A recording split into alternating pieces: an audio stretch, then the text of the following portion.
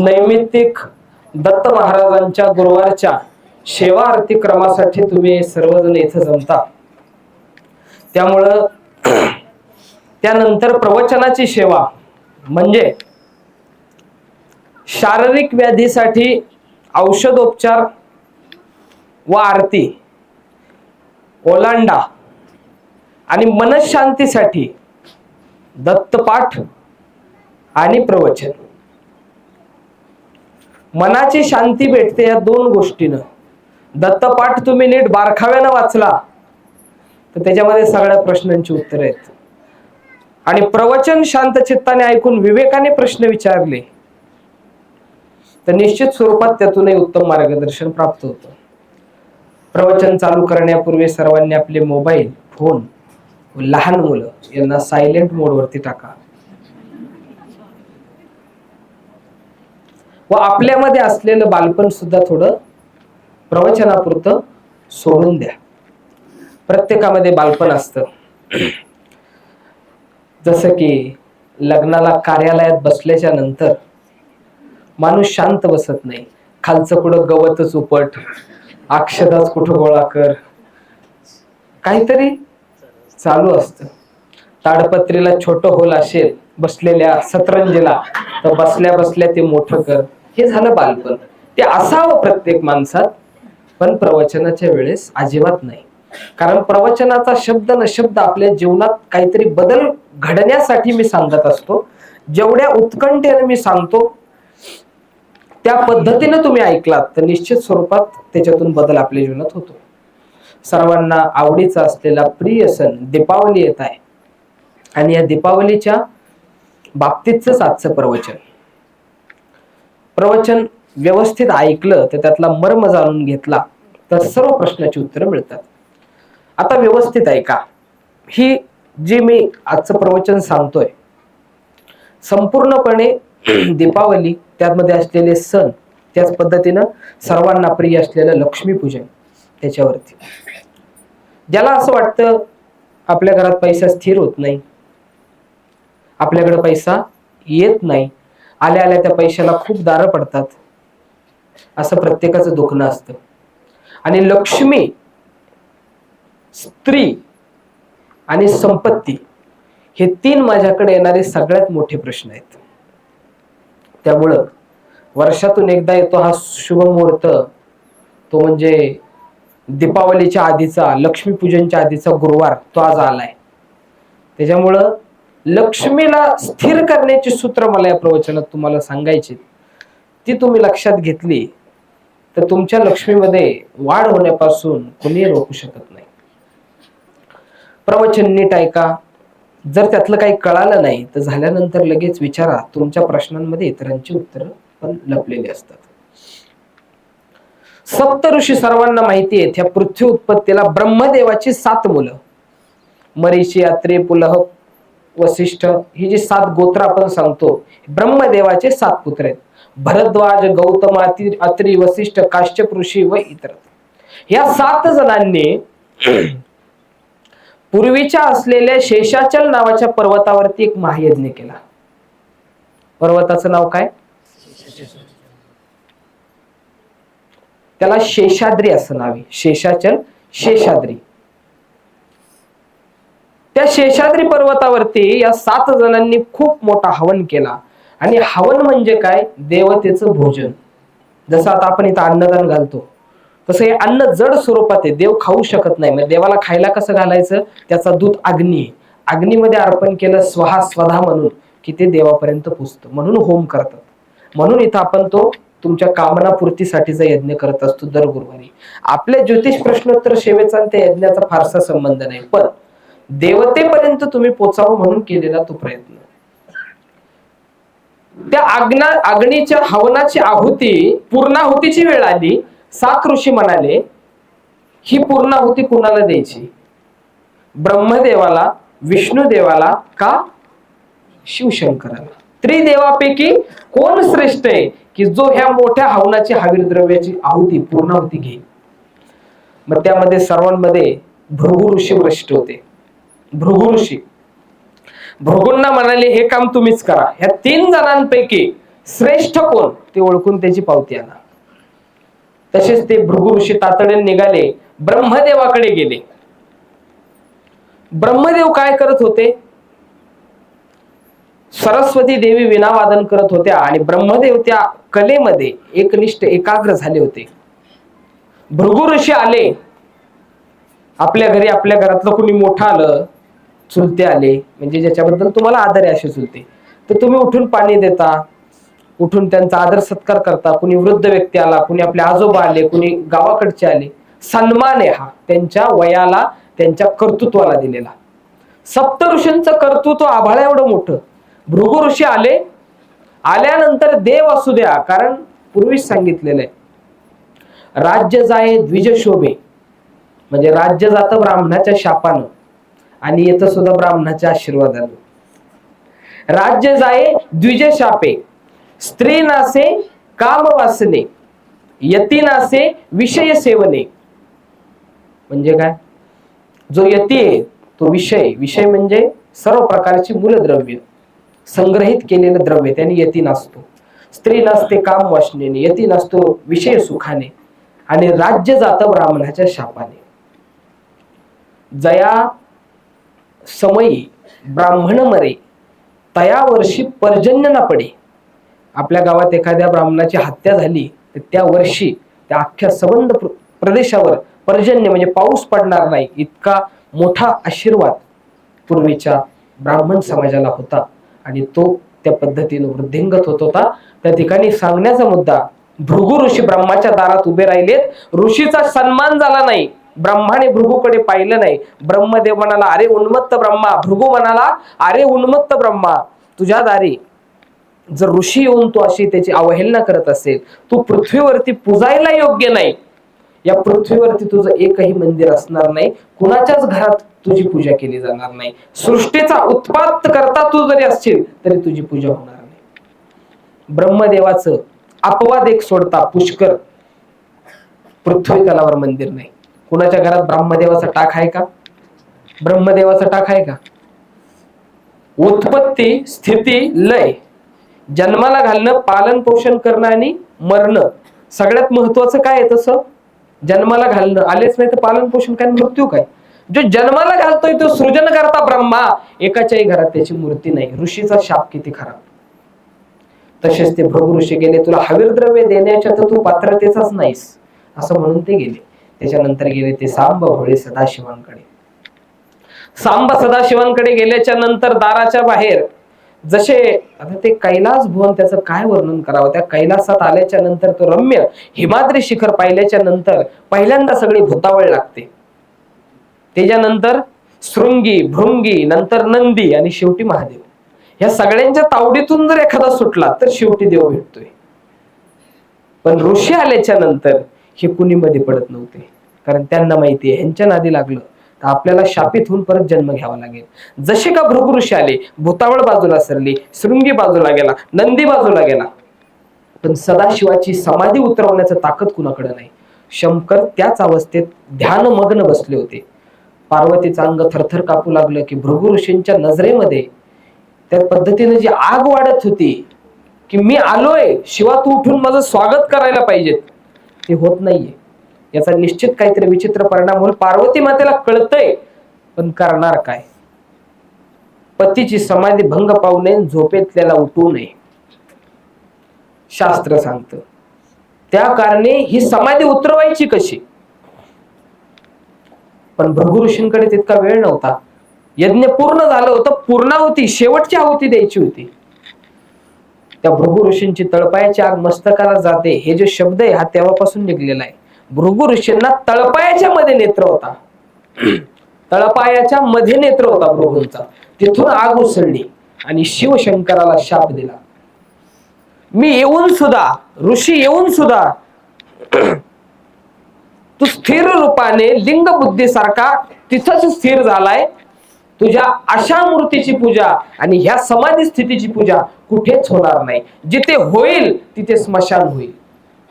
तेव्हापासून शिवशंकराच्या प्रतिमेची, फोटोची पूजा आणि मूर्तीची पूजा कुठेही पृथ्वीवर होत नाही. फक्त देवाच्या लिंगाची म्हणजे निर्गुण रूपाची पूजा होते. सगुण रूप म्हणजे हे जे दिसतंय ते निर्गुण म्हणजे ह्याच्यातून आत्मा बाहेर काढला जो आकार घेतो तो. शिवाना आकार कसा घेतलाय? अंडाकृती. मग तू सगुण बसलाय तरी मला तू रिस्पॉन्स देत नाही, मी आलोय मला उठून उभं राहत नाही, अर्घपाद्य देत नाही. तू निर्गुण रूपात आहे ना, मग तुझी पूजा निर्गुण रूपातच होईल. तेव्हापासून महादेवाच्या पिंडीची पूजा करतात, महादेवाचे फोटो पूजत नाहीत. फोटो आणि मूर्ती ज्या ठिकाणी आहे त्या ठिकाणी स्मशान होतं. त्यानंतर आता राहिलं कोण होतं? विष्णूंकडे भृगुदेव गेले, म्हणाले आता बघू. हे दोघं ब्रह्मदेव तर ब्रह्म, ब्रह्मपुत्र ब्रह्म, शिव सगळं सोडलेला निर्गुण निराकार, ह्या दोघांनी असं वागले. मग विषयांची प्रीती असलेला महाविष्णू काय करेल? त्या प्रश्नच पडला त्या भृगुदेवाला. आणि तसंच झालं. वैकुंठामध्ये त्या भृगु ऋषींचं आगमन झालं आणि त्या सुंदर अशा अनंत नावाच्या नागावरती श्री विष्णू पहुडले होते. त्यांच्या नित्य परिस्थितीमध्ये डोक्याखाली एक हात घालून असे विष्णू झोपलेली एक पद्धत आहे बघा. लक्ष्मी त्यांचे पाय दाबत होती. भृगु ऋषी आलेले पाहिले.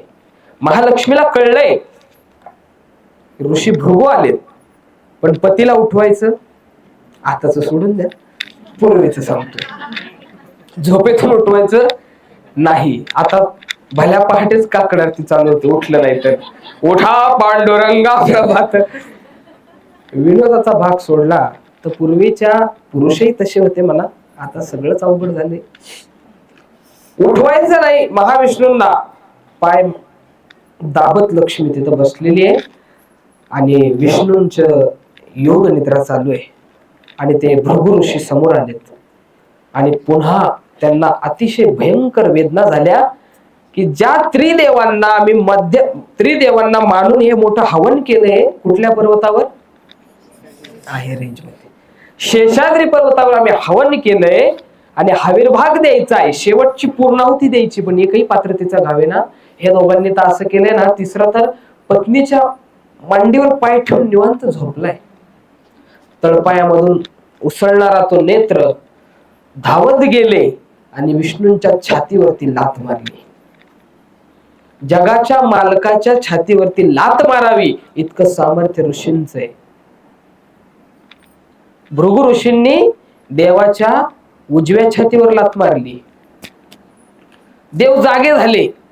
देव जागे झाले आणि म्हणाले, हे ऋषीवर, माझ्या अंगावरती असलेल्या या सोन्या नाण्या आभूषणामुळे तुमच्या पायातल्या नेत्राला त्रास झाला असेल, तुम्ही बसा. असं म्हणून विष्णूंनी बसवलं आणि पाय दाबायला लागले. आणि पाय दाबल्याच्या नंतर विष्णूंनी अंगठ्यानं त्या भृगु ऋषींचा नेत्र दाबून बंद केला. भृगु ऋषी शांत झाले. त्यांना आपली चूक लक्षात आली. आपण कुणाच्या छातीवर पाय दिलाय? महाविष्णूच्या. संपूर्ण जग जो चालवतो त्या महाविष्णूच्या उन्मत्त होऊन आपण छातीवरती लात मारली. भृगूंना कळालं, पण सर्व गोष्टी निघून गेल्या होत्या. पण ते परीक्षेत पास झाले होते महाविष्णूंना सांगितलं, शेषाद्रीवरती मांडलेल्या त्या महायज्ञाचा तूच एकटा उपभोक्ता आहेस. तुला ते सर्व भोग मिळतील. अनंत अवतार होतील, 10 मुख्य अवतार असतील, ज्याला दशावतार म्हणतो आपण. 10ही अवतारांची या पृथ्वी तलावरती पूजा होईल आणि तुझ्या इतके लाड दुसऱ्या कोणत्याच देवाचे होणार नाहीत. आणि तसंच झालं. महाविष्णूंनी जे जे अवतार घेतले, प्रभू श्री रामचंद्र, किती त्याचे लाड. प्रभू श्री कृष्ण, त्याच्यात लाडाला अंतच नाही. परशुराम, तुम्ही अवतार कार्य बघा. विष्णूंच्या प्रत्येक अवताराचे इतके लाड आहेत. इतक्या पद्धतीने त्यांना ते भक्त वृंदावनात कधी जा. माणसाला नाही, म्हणजे जे गोष्ट मनुष्याला नाही ती भगवंताचा लाड करतात, त्याचा शृंगार करतात, त्याला काय करत नाही. ही विष्णूला मिळालेली त्याच्या नम्रतेची पावती. म्हणून मी सांगत असतो, नम्र होऊन साखर खा. हत्तीहून मार खाण्यापेक्षा मुंगीहून साखर. पण आमच्या भक्त सेवेकऱ्यांना कधी कळायचं ते कळूच. जो माणूस नम्र आहे बघा, कच्च फळ असतं तेव्हा वरती असतं, जेव्हा फळ परिपक्व होतं त्यावेळेस ती वाकली जाते फांदी. ज्याच्याकडे ज्ञान भरपूर भरले तो माणूस नम्र असतो. ही आमच्या गुरूंची शिकवण आहे आम्हाला की नम्रतेनं असावं.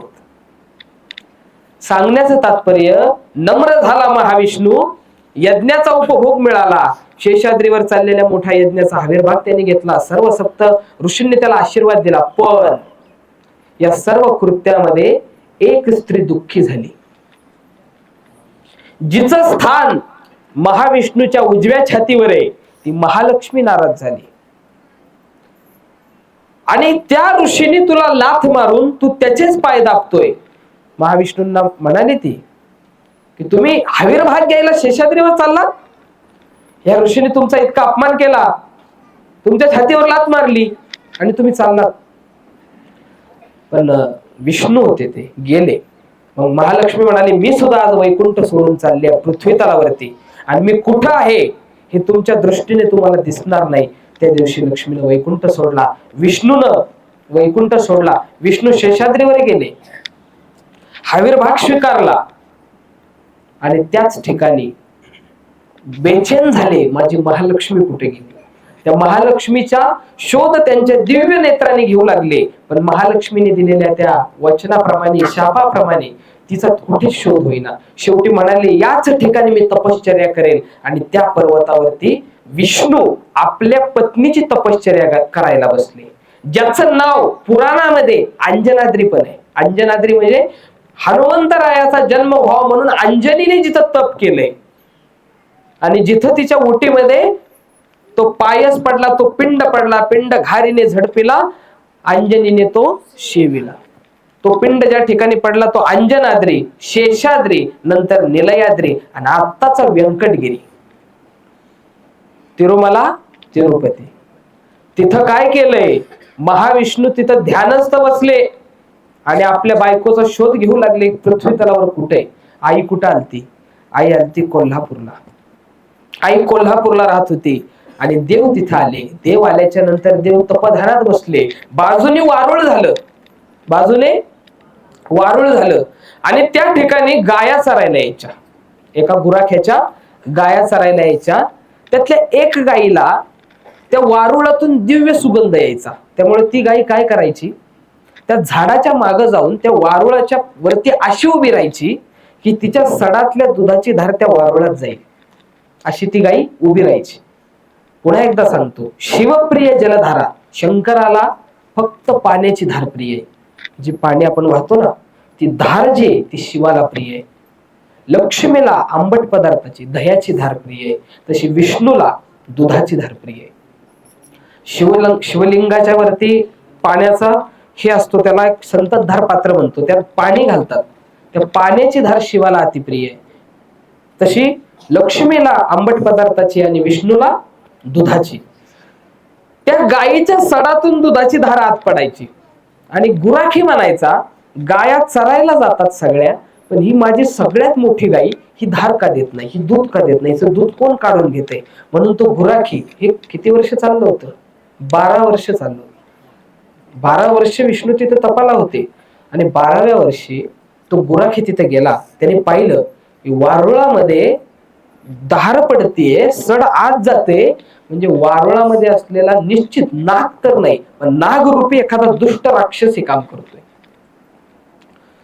सर्प, नाग यांना विशेष दैवी शक्ती. आता सुद्धा कोजागिरी पौर्णिमेला सुद्धा सर्प रूपात महाराज आले होते रात्री 12 वाजता या ठिकाणी. या जागेला त्यांचं कवच आहे. आम्ही दूध तापवत होतो आणि त्या ठिकाणी 12 वाजता कोजागिरीला दर्शन देऊन गेले.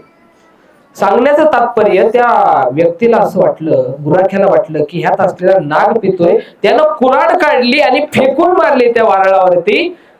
कुणाला लागली कुऱ्हाड? महाविष्णूच्या कपाळाला घाव पडला, रक्ताची चिळकांडी उडली आणि तिरुपती व्यंकटगिरी बालाजी बाहेर आले.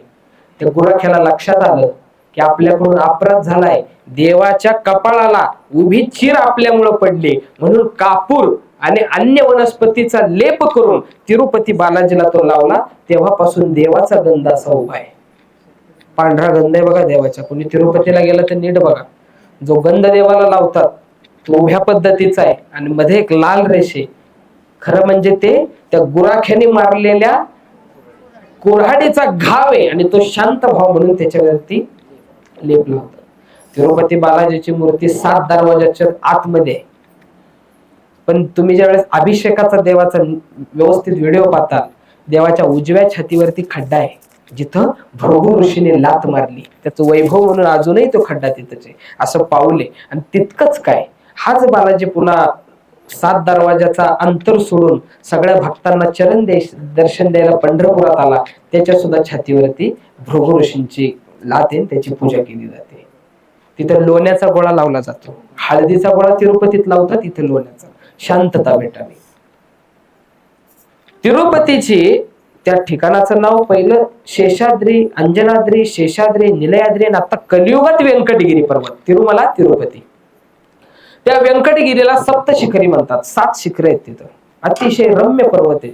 तिरुपती इतकी स्वच्छता आणि सौंदर्य, महालक्ष्मीची तपश्चर्या तिथं घडली म्हणून तिथं लक्ष्मी आहे. ज्या ठिकाणी आता आपण इथं दत्त महाराजांचं स्मरण करतो, चिंतन करतो गुरुवारचं फक्त, तरी सुद्धा आपल्याला एवढे प्रचिती देतात. तिथं तर साक्षात विष्णूनं 12 वर्ष बसून त्यांच्या बायकोची तपश्चर्या केली. तिथं किती लक्ष्मी पाहिजे. आणि त्या लक्ष्मीची ती तपश्चर्याची खून म्हणून आज तिथे एवढी लक्ष्मी आहे. जो जातो, अगदी गरीबातला गरीब जाऊ द्या, 10 रुपये तरी टाकतोच बालाजीला.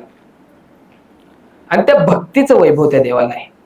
तिथं झाल्याच्या नंतर अवतारात गुंतल्याप्रमाणे देवाला पद्मावती बरोबर लग्न करावं लागलं. पद्मावती बरोबर दुसरं लग्न केलं आणि नंतर लोक सांगतात लक्ष्मी रुसून आली. असं काही नाही, लक्ष्मी आधीच आलेली वैकुंठ सोडून. लीला म्हणून देवानं पद्मावतीशी लग्न केलं. ते एका राजाचं वचन होतं, पण कथा खूप वाढेल. मला त्या तिरुपती पुराणात व्यंकटगिरी विजयात जायचं नाहीये. मी तुम्हाला सांगतोय काय, महालक्ष्मीची तपश्चर्या त्या तिरुपतीला झाली. त्या कारण तिथे गेलेला व्यक्ती वैभवानं परिपूर्ण होतो, आशीर्वाद घेऊन येतो. पण लक्ष्मी रुसून गेली. पद्मावती बरोबर जो लग्न केलं, आकाश राजाची ती मुलगी राजकन्या, आणि त्या लग्नामध्ये इतका खर्च झाला, इतक्या पद्धतीचं ब्राह्मण भोजन झालं की तिरुपती बालाजीची लक्ष्मी संपली. आणि त्यांनी कुबेराकडून कर्ज घेतलं. कुबेराचं कडून घेतलेलं कर्ज, वेल्लोर रूपी तिथं महालक्ष्मीचं एक मंदिर आहे जिथं खरं कुबेराचं स्थान. ते कर्ज देवाला अजूनही फिटत नाही. आणि म्हणून आपण त्याला ते कर्ज म्हणून तिथं पैसे टाकतो आणि त्याच्या बदल्यात देव आपल्या व्यवसायामध्ये आपल्याला प्रचंड यश आणि परत प्रचंड पैसा देतो, अशी तिथली मान्यता आहे. म्हणून अनेक जणांनी तिरुपती बालाजीला आपला भागीदार, व्यवसायातला पार्टनर बनवलाय. एक नामांकित सिमेंटची कंपनी आहे ज्याच्यातून 1 रुपया कटून तिरुपती देवस्थानाला जातो, तो त्यांचा भागीदार आहे. असं अनेकांनी आपल्या व्यवसायामध्येच जिवंत रूपाने बालाजीला भागीदार मानले. चांगलंय एक अर्थी. माणसांवरती तर विश्वास ठेवायचा जमाना संपला. देवाला भागीदार बनवलं, ठीक आहे, पैसे नाही मिळू दे, भांडायला आणि पैसे माघारी मागायला ते यायचं नाही. वेल्लोर महालक्ष्मीचं एक तिथं स्थान आहे जिथे मी गेलोय. अतिशय पवित्र, अतिशय सुंदर. अख्खं सुवर्णाचा पत्रा त्या मंदिराला आहे, सोन्याचा पत्रा त्या मंदिराला आहे. इतकं सुंदर मंदिर आहे महालक्ष्मी. तिथं कुबेराचा वास आहे. सांगण्याचं तात्पर्य, देवी आली करवीरला, कोल्हापूरला, महालक्ष्मी रूपाने तिथं स्थिर झाली म्हणून सांगतात. पण त्याच्या आधी तिथं मातृलिंग आहे, जे मी मागच्या प्रवचनात सांगितलं, देवीच्या डोक्याच्या वरती. म्हणून तिथं सृजन रूपाने ब्रह्मा विष्णू महेशाची आई पण येते करवीर निवासिनी. आणि एक मानाचा, सन्मानाचा शालू सुद्धा तिरुपतीवरून महालक्ष्मीला पाठवला जातो. जेव्हा कधी जीवनात तिरुपतीला जातात, त्या देवापासली थोडीशी माती उचलून आणा. त्या मातीला यशाचा आणि लक्ष्मीचा सुगंध आहे. आपल्या घरामध्ये केवड्याचा अत्तर टाकून ती माती बांधून ठेवा. आपल्या घरामध्ये महालक्ष्मीचा अखंड वास राहिल्याशिवाय राहत नाही. हा त्या तिरुपतीचा महात्म्य आहे. केस वाहण्याची प्रथा. केस वाहणे म्हणजे आपलं पुण्य अर्पण करणे. आपला अहंकार म्हणजे आपली मिशा, आपला गर्व म्हणजे आपली धाडी, आणि आपलं पुण्य म्हणजे आपली शिखा, शेंडी. भुवयांना काही नाही, भुवया सौंदर्य आहेत. गर्व, अहंकार आणि पुण्य या 3 गोष्टी तिथं अर्पण कराव्यात आणि त्याच्या बदल्यात त्या बालाजीला भरभरून द्यावं, अशी ती मान्यता आहे. म्हणून तिरुपतीला केस वाहतात. ती देवाला वाहिली नसून आपलं पुण्य तिथं वाहिलं जातं. चाणक्याने शपथ घेतलेला माहितीये तुम्हाला, धनानंद तुला जोपर्यंत या साम्राज्यावरून मी उतरवणार नाही तोपर्यंत मी माझ्या शिखेची गाठ बांधणार नाही. आणि त्यानंतर चंद्रगुप्त मौर्याला गादीवर बसवेपर्यंत चाणक्यांनी आपल्या शिखेची गाठ बांधली नाही. ह्याचं काय कारण? ज्या वेळेस पुढच्याला आशीर्वाद द्यायचा आहे, ज्या वेळेस पुढच्याला शाप द्यायचा आहे, त्यावेळेस शेंडीला हात लावावा लागतो. त्याशिवाय त्याला आशीर्वादही बसत नाही आणि शापही बसत नाही. पुण्य किती साचलंय हे शेंडीवरून कळतं. हा भाग शेंडीचा आहे. सांगण्याचं तात्पर्य महालक्ष्मी आपल्या घरात कशी स्थिर होईल. एक, जिथं पतीचा सन्मान आहे तिथं पत्नी येते, पत्नीला आनंद वाटतो, म्हणून जिथं विष्णूची सेवा आहे तिथं महालक्ष्मी राहतेच. दुसरी गोष्ट, काही गोष्टी प्रॅक्टिकल सुद्धा असतात. उगाच देवाला दोष लावण्यात अर्थ नाही. तुम्ही घेतला 1,00,000 रुपयाचा टीव्ही, तुम्हाला महिना 7,000 रुपये येतोय, तुम्हाला हप्ता पडला 5,000 रुपये, आणि मग महाराजांकडे रडून जमणार आहे का? महाराज पैसेच नाहीत हप्ता भरायला. अरे कशाला घेतला बाबा? पहिली गोष्ट, पैशाचं योग्य नियोजन. जर आपण व्यावसायिक आहे तर ठीक आहे, देवाकडून अपेक्षा करणं ठीक आहे, आपण व्यावसायिक आहे, आपल्या व्यवसायात वाढ व्हावी. पण आपण जर नोकरीला आहे, काय होणार आहे? असं काय अचानक पगार 17,000 वाढणार आहे तुमचा? असं होऊ शकत नाही. त्यामुळं एक योग्य नियोजन पाहिजे. उगाच मूर्खासारखं देवाला काही मागायचं त्याला काही अर्थ नाही. आपण जर व्यावसायिक आहोत तर आपल्याला देवाकडून अपेक्षा ठेवण्याचा हक्क आहे, अधिकार आहे, आपला व्यवसाय. त्यामुळं सांगतात बघा, श्री सूक्ताची पहिली रुचित म्हणजे ह्याच्यातच आहे, अश्वदायै गोदायै धनदायै महाधने धनमे लभताम देवी सर्व कामांश दे मे. मला अश्व दे, गो दे, धन दे आणि धान्य दे. पूर्वी ज्याच्या दारात गायी, गावरान गाई, ज्याच्याकडे दावण, ज्याच्याकडे घोडा आणि रथ, ज्याच्या घरात धान्य भरून आणि धन भरून, तो अतिशय श्रीमंत माणूस.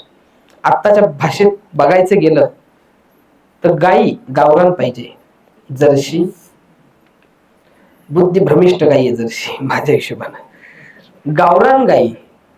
त्यानंतर रथ म्हणजे आत्ताच गाडी, 4 चाकी गाडी म्हणजे रथ. अश्वदाये गोदाये धनदाये, धन म्हणजे पैसा, बँक बॅलन्स, आणि धान्य तर प्रत्येकाच्या घरात आहेच. आज कुणी धान्याला येत नाही, इथं बसलेलं तरी नाही. कशा पद्धतीने नियोजन करावं पैशाचं? एक म्हणजे आपल्याकडे आवक बाजून जावक बाजू या गोष्टी कळल्या पाहिजेत. आपण आपल्याला हप्ते किती बांधून घेतलेत हे आपल्याला कळलं पाहिजे. आपण कोथिंबीर टाकली, किती दिवसात कोथिंबीर येते? 45 दिवसात. डाळिंब किती दिवसात येते? कोण आहे का डाळिंबाचा व्यापारी? 2 ते कोथिंबीरीच्या रेटमध्ये आणि डाळिंबाच्या रेटमध्ये फरक आहे का? समय आणि त्यातून मिळणारी गुणवत्ता. आपण पीक कोणतं करतोय त्याच्यावर डिपेंड आहे आपल्याला पैसा किती मिळणार आहे. आपण पीक कोणतं करतोय त्याच्यावर डिपेंड आहे आपण किती दिवस थांबायचंय. जर तुम्ही मोठी इन्व्हेस्टमेंट केली, डाळिंब लावले आणि म्हणले अरे बापरे महिना झाला अजून काही येईना माल, तर तुम्ही मूर्ख आहात.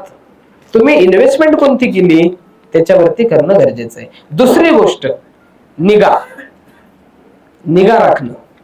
डाळिंबाच्या शेताला मी पाहिलं, एका असा कडने तार आहे, तार कंपाऊंड, आणि त्या तारेला करंट सोडतात संध्याकाळचा. माहितीये कुणाला? ऐकलंय का कोणी? बारीक करंट सोडतात का? तर कुठल्या जनावरांनी जाऊन आतमध्ये धुडगूस घालू नये किंवा एक हे करू नये. इथं उरळीत आहे, टिळेकराच कोण नाही, आपल्या इथं आहे, शेजारी आहे. सांगण्यास तात्पर्य काय? निगा. तुम्ही ज्या गोष्टी पैसे कमावताय ह्याला पाखरांची आणि जनावरांची दृष्ट लागू शकते. पैशाला कोणाची लागते? माणसांची. इतकी जुळकी माणसं जन्माला आले, तुम्हाला काय सांगू, मला तर फारच अनुभव आला.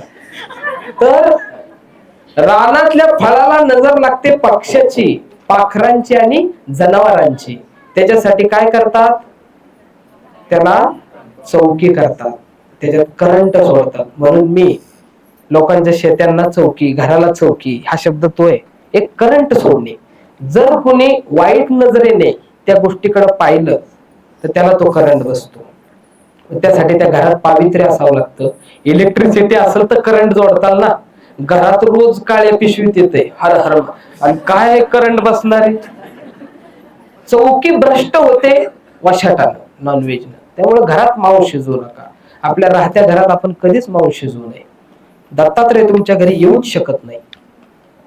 हे ऐकायला कडू आहे पण सत्य आहे. महालक्ष्मी घरात स्थिर करायची हा आजचा मुद्दा. दत्त महाराजांचा आता मी विषय काढत नाही.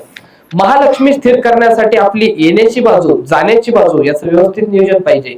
लक्ष्मी कर्ज कधीही मंगळवारी कुणालाही कर्ज देऊ नये. मंगळवार हा ऋणाचा वार आहे. त्या दिवशी जर पैसे दिले किंवा कुणाकडून पैसे घेतले तर आपण विसरून जायचं की तो माणूस आपल्याला परत पैसे देईल, आणि आपण जर घेतले तर विसरून जायचं त्याचं कर्ज फेटेल.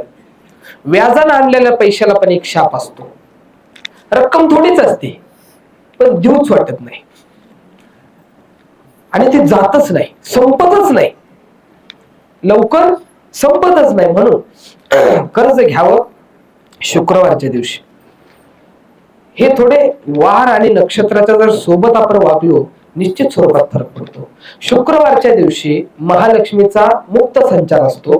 तिरुपती बालाजी, व्यंकटगिरी, पद्मावती, कोल्हापूर सगळ्या ठिकाणी महालक्ष्मीची पालखी निघते. पालखी निघते म्हणजे काय, देवी मंदिर सोडून बाहेर येते. त्या दिवशी सायंकाळी 6 वाजता काही नाही जमलं एक सुंदर गावरान तुपाचा दिवा लावावा आणि महालक्ष्मीचा जप करत बसावा कमलगट्ट्याच्या माळेवरती. कमळामध्ये महालक्ष्मीचा वास आहे. त्या कमळावरती महाविष्णू जसे आहेत, महाविष्णूंच्या हातामध्ये कमळ आहे, तसं त्या कमळ बीजाच्या माळेवरती महालक्ष्मीचा जप केल्याने आई जगदंबा लवकर प्रसन्न होते. त्या भक्ताला त्वरित फलदायी ठरते.